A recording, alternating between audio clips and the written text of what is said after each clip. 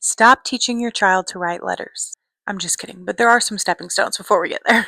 My name is Reagan. I'm a pediatric occupational therapist. And before kids can learn how to write letters, there are some crucial foundational stepping stones called pre-writing before we get to letters and names and words. The first one's pretty obvious.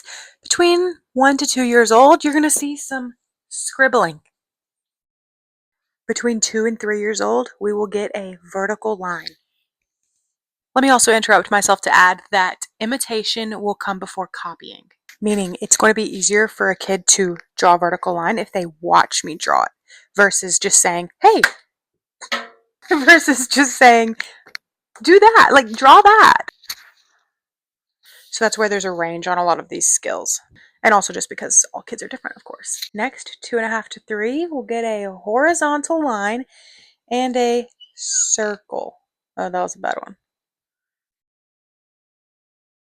Their circles won't be perfect either. 3.5 to 4, they will be able to intersect those lines to make a cross or a plus sign. Around 4 years old, we're going to be able to draw a square. Oh my gosh, that must be 4. A square.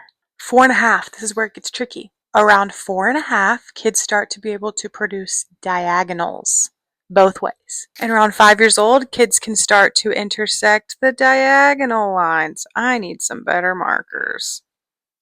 Also, around 5 to 5.5, we can draw triangles.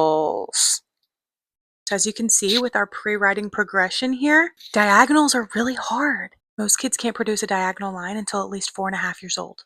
So if your child is struggling with any of these letters, can you guess why? It's the diagonals. So how do we get better at diagonals, especially if our child is past 4.5 or 5 years old? Practice? Repetition? Yeah, your child may struggle to cross midline, which is actually one of my favorite things to talk about. So I'll post another video soon talking about bilateral coordination, crossing midline, and what that means for handwriting.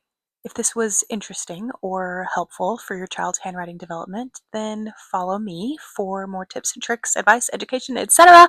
from a pediatric OT.